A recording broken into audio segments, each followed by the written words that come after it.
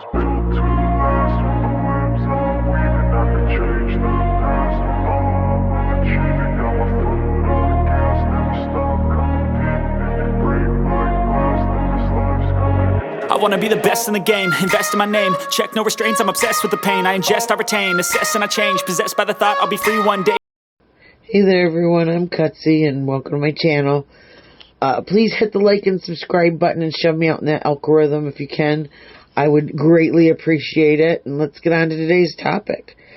As you can tell from the pictures, I am going to discuss the Idaho 4 just a little bit. A couple of friends and I have been having some discussions about, you know, the length of the 911 call, how long it took, things like that. And I found out some information about trauma and some of the questions that we've all been asking. Also, today's Manic Monday, we're going to do some easy nails. I'm keeping it short because I'm doing spring cleaning right now. We're on spring break. But I'm going to be using my acrylic paints, white and 2 different colors of pink, plus the gel top coat. And I'm going to use black as my base color.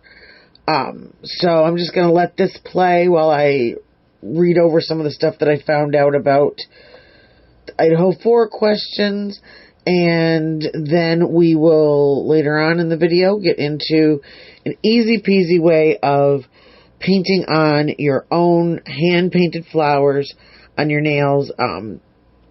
Real cute, real easy. Anybody can do it. You just need a cute little thin brush and a couple of dollar bottles of paint. And, so yeah, and, a lot of people have been asking about short nails. You know, I do a lot of long nails, so I'm going to do them on my own. So, alright, let's get on to it. First things first, one of the discussions that I've not only heard amongst my friends, but also on different channels is that there was an 8-hour gap between when Dylan was alerted that someone was in the home, and she started to get worried about that, and when when the 911 call was actually placed. And first, I want to say I don't think that Dylan or I don't think that she had anything to do with this. These were just college kids. I'm not judging, just curious. These are college kids. They were all out doing what college kids do. A lot of us went out partying, you know, they were probably drinking and who knows what else.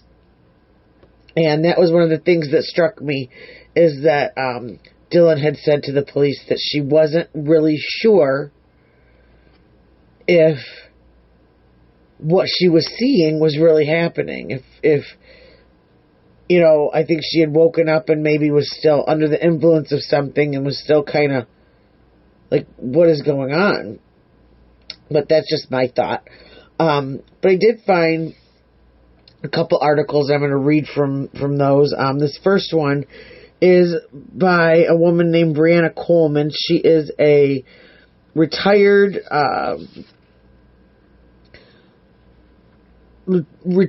Dallas PD lieutenant, and now is the founder of a website called policepathfinder.com, where she shares her knowledge to guide the next generation of law enforcement officers.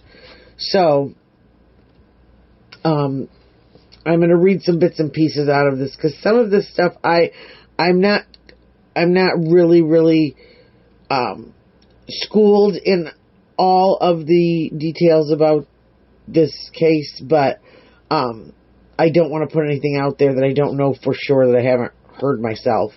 So just be wary. Bits and pieces of this.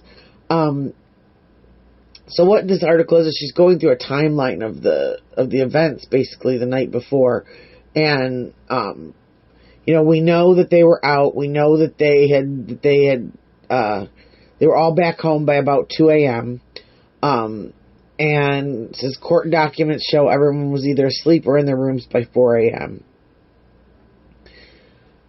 The critical hours around 4 a.m. Dylan's night took a terrifying turn around 4 a.m. She woke up in her second-floor bedroom to unusual sounds.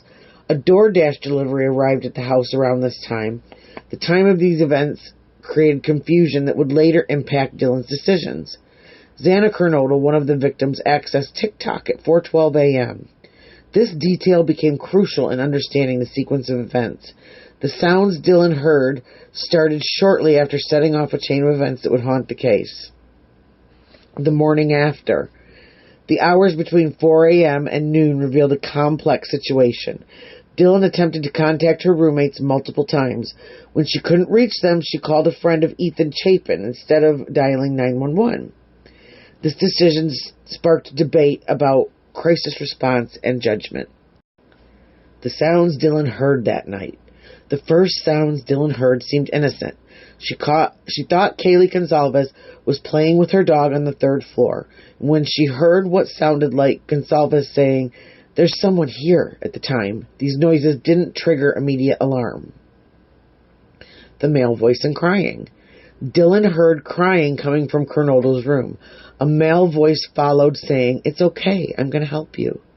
In the context of a party house with frequent visitors, these sounds didn't immediately signal danger to Dylan. Face to face with a masked figure. The most chilling moment came when Dylan opened her door for the third time. She saw someone wearing black clothes and a mask covering their mouth and nose. The figure walked past her towards the back sliding glass door. Dylan then locked herself in her room. Dylan's possible thought process during these hours. Common party house environment, and I've heard people talk about this. The house on King Road had a reputation.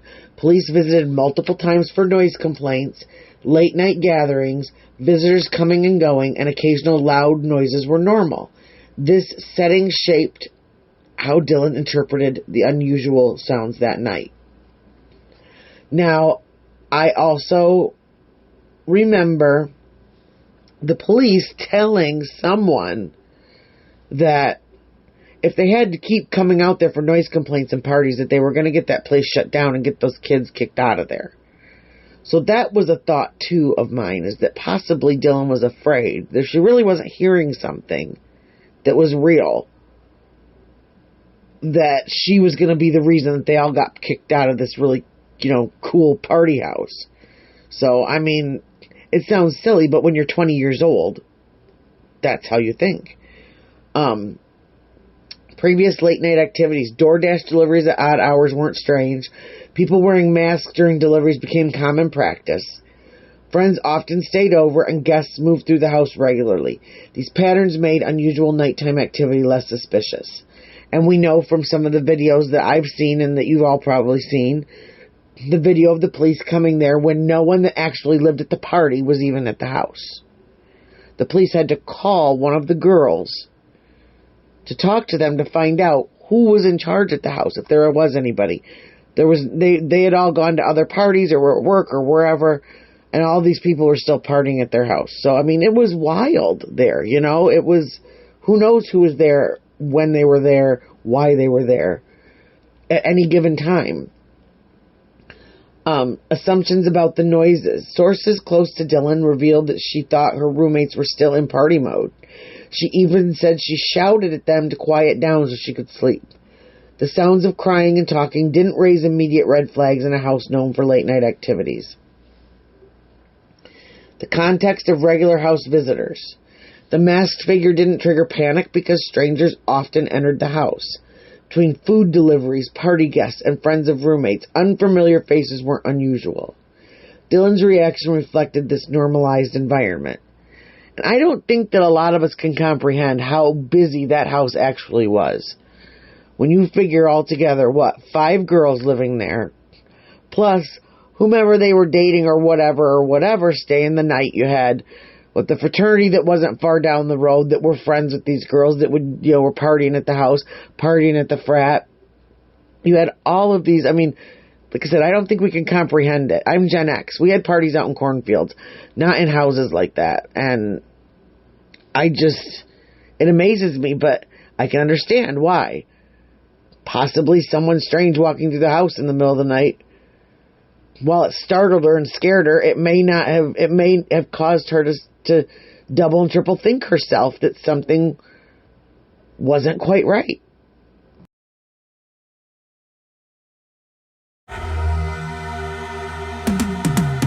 Cause I've been living life right like I could just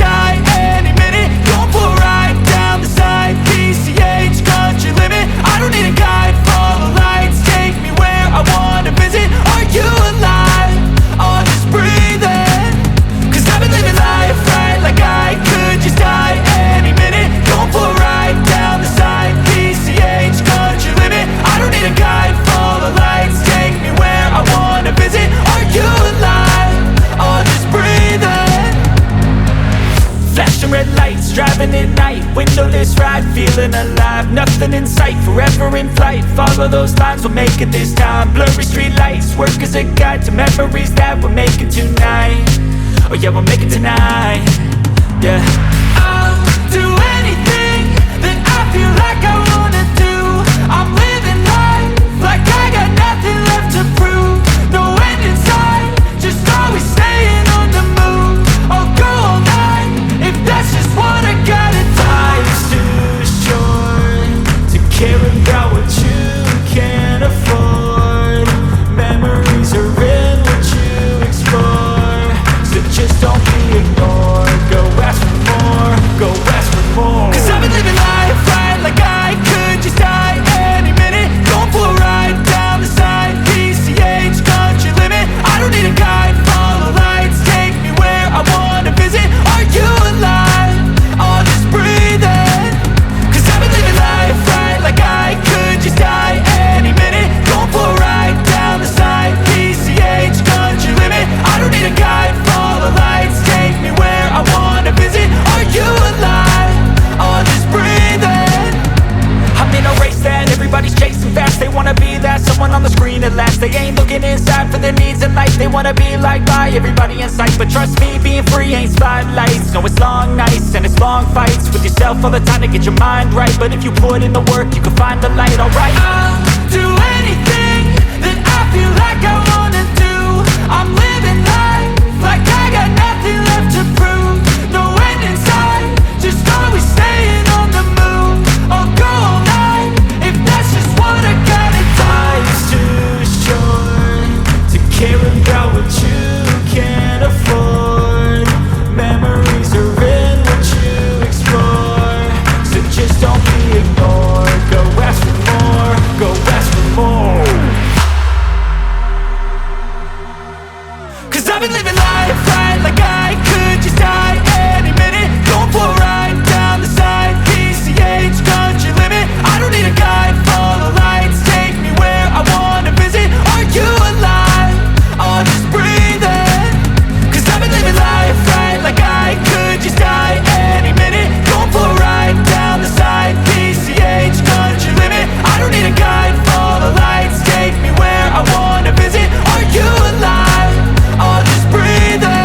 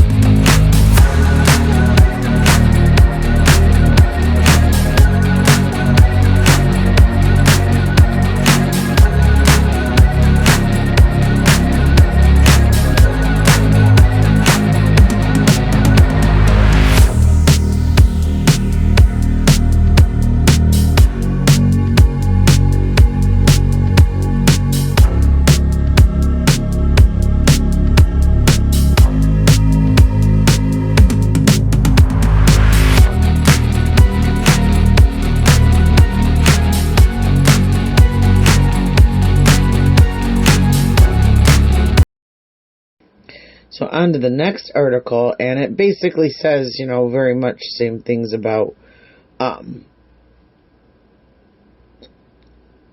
just a whole list and causes of what can cause trauma, what can cause, but there literally is something called traumatic shock syndrome, and it's traumatic shock. It happens after either an emotional trauma or, and a situational trauma, something, like this, like walking into finding all of your friends gone, and in such a horrific way, and young, and the emotions. There are physical symptoms that can happen that a lot of us know. Traumatic shock can happen after a car accident. If somebody's hurt so badly and in a huge amounts of pain, that's what going into shock means. It's traumatic shock. And it talks about chills, dizziness, shakiness, lightheadedness, unconsciousness, nausea, vomiting, stomach pain, rapid heartbeat, headache, muscle tension, elevated blood pressure, shallow breathing, rapid breathing. We've all seen that when someone is, under a huge amount of stress, scared out of their, scared to death. And it talked about emotional symptoms and fear, panic, denial, anxiety, anger, irritability, helplessness, brain fog, confusion, disorientation, numbness, withdrawal, emotional outbursts, inability to concentrate, difficulty making decisions, decreased awareness of surroundings, and a general feeling of being unsafe. These are things that can happen right at the moment of something happening, and they can also happen in the moments after, and in the weeks after, and in the months after. So I really, really think that I think it was one of those moments where there was a bunch of different factors that came together that just made her completely think, oh my gosh, this can't be happening, this can't be happening, this can't be happening. And she just didn't know what to do. And she was under the influence and not making the best decisions, and that was that. I wish her luck, and we're getting to know more and more and more before the trial. So here we go. A little reminder, what I'm using is 2 different types of pink, a white, 2 dotting tools, and a little fine brush to do these flowers. They're real simple, and I'll talk you through how I did them. Real easy peasy. So first what I did is I dropped my white and both my pinks so that I could easily get to them. I practiced on my pinky finger first so I didn't embarrass myself. So this is me finishing off the ring finger. And what I'm doing is I'm dragging my brush through the white first, and then the pink, and then I'm going over and I'm taking that brush, and from the outside of the flower in, I'm going to set my brush down at about a 45-degree angle maybe, and I'm going to kind of give it a blop. And then I'm going to lighten up, and I'm just going to barely drag it towards the center of where I want my flower to be. Just barely, hardly any weight on it at all. And what you'll see is you'll get a little bit of white with some pink that trails through that kind of middle to give you that little bit of look of that kind of 3D flower effect. You can do this with multiple colors. It really turns out nice. You can do this with a wider brush and shake it a little bit and make a little bit wider petals. But I thought just for this, just easy breezy on some short dark nails. I'm keeping it short because it's spring vacation and I still want them to look cute, but I still want to I'm going to be scrubbing and spring cleaning and everything else, and all my boys are home, so yeah, short nails are good for me right now. And I'm just going to do that again, and you can do, as you can see on my ring finger, I did an entire flower, but now on my middle finger, I'm going to go up into each of the corners, the top corner and the bottom corner, and I'm going to do the same thing. I'm going to take that brush, I'm going to lay it flat, kind of blop it, give it a round edge, and then just barely drag it back, lifting up just a little bit towards the center. Now, the other cool thing about this is it's very, very forgiving. If you mess it up, because you have already painted and top coated and cured your base coat, your base color, all you have to do is take a little bit of water or alcohol or acetone, anything, wipe it off and start over. It's the easiest thing in the world. You're not stuck with an ugly design if it doesn't turn out right. And sometimes that's what helps. Sometimes I had to do my pinky finger 3 times before I started this video because I kept messing up. Every time I did it, I got back in the groove of getting that, just the right pressure, just the right stroke to get that flower the right way. Another thing that I did is I also have a little bit, so I just did the bright neon pink and the white for all of my petals. And then what I've done is, just to give it a little bit of depth, that's where I've got that darker pink. And I'm going to go in just around the center. And I'm going to do the same thing. I'm going to do a little bit of white and a little bit of purple. Now, the reason for the white also is that on these darker polishes, sometimes when you paint the colors on, it doesn't show up. So when you do that white, like the neon pink probably wouldn't have shown up at all on this nail, on the black. But if I've got that behind that white, then it gives it a background so that it can be true to color. So then just to give it a little more depth, I've taken a little bit darker, still a bright pink, but just a little bit darker.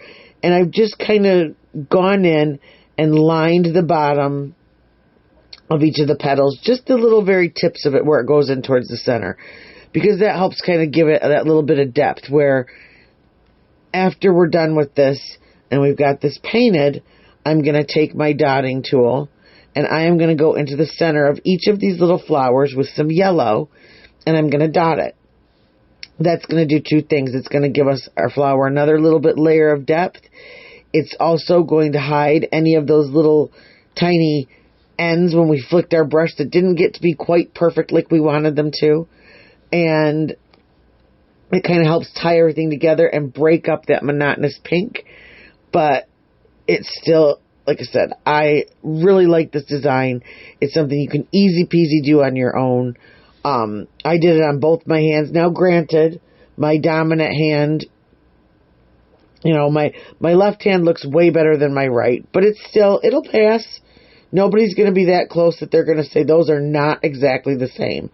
And if anyone ever gets that close to your hands to tell you that one flower is a little bit different than another one, then do what you got to do, because nobody should be that close to your hands. So we're our own worst critics, just remember. And it doesn't have to look like an absolute real flower. It's just an interpretation of spring and of fun. And I really like this. Now, normally, I know this is out of the box for me, because normally my favorite color is by CND. It's called Cake Pop. It's the prettiest baby pink I've ever found in my life. It's the perfect shade of pink, in my opinion.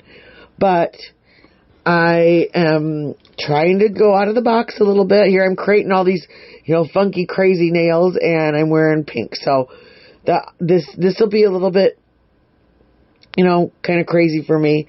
I painted my toes bright pink. Usually I do my toes kind of crazy, but I leave my fingernails my light pink.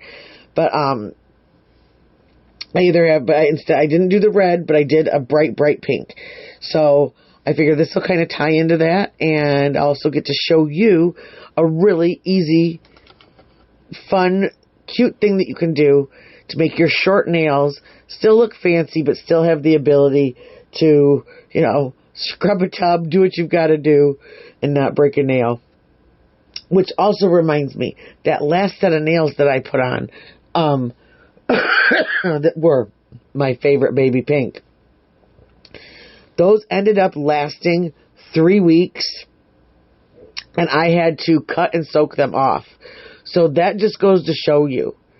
You see all these million ads all over for all these glues, these glues that cost all this money, and you need all this stuff.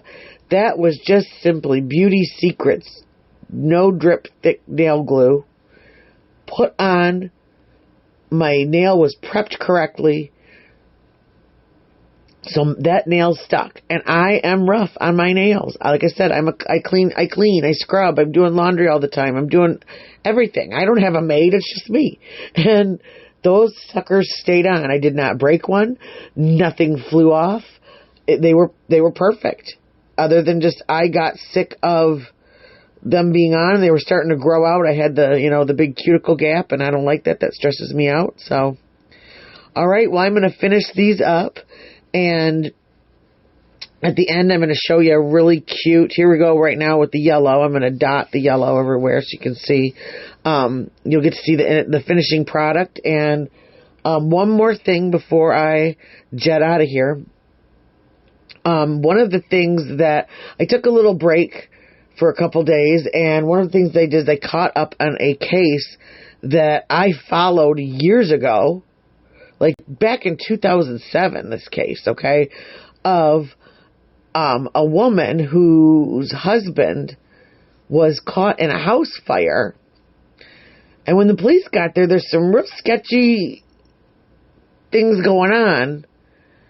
And long story short, which it'll be a longer story when I catch everybody up, she was convicted of his murder back in 2010.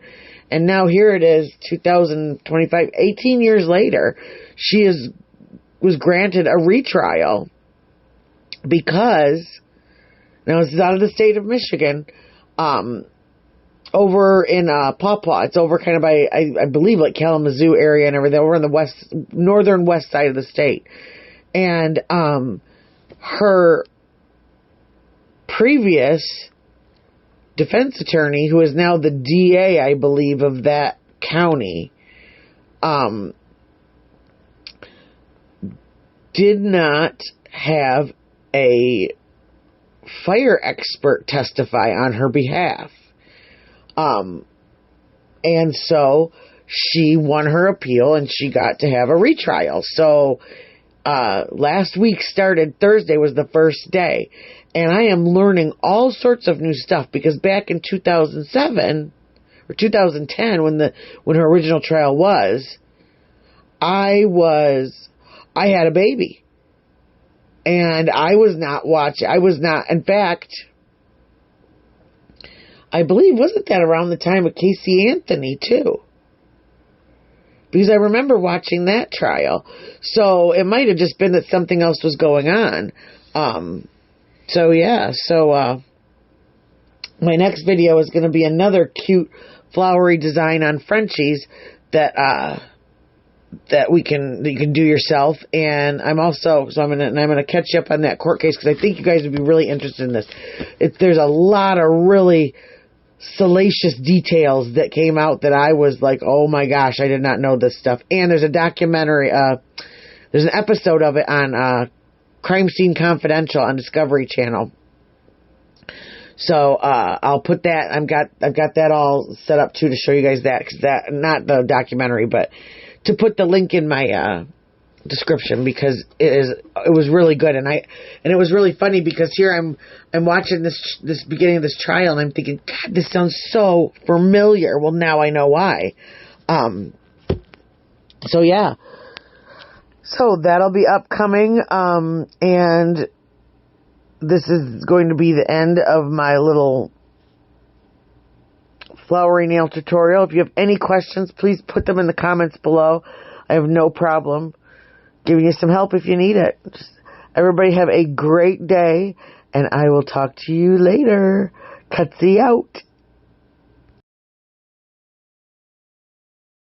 I was built to last with the webs I'm weaving. I could change the past with all I'm achieving. Got my foot on the gas, never stop competing. If you break my glass, then this life's gonna end. I wanna be the best in the game, invest in my name. Check no restraints, I'm obsessed with the pain. I ingest, I retain, assess and I change. Possessed by the thought I'll be free one day from society's restraints. Money, clout and fame, mud, disease, a plague. We all love to hate, have to play the game, have to make a name. All our insecurities are on display. This is war with the enemy, think that it was meant to be.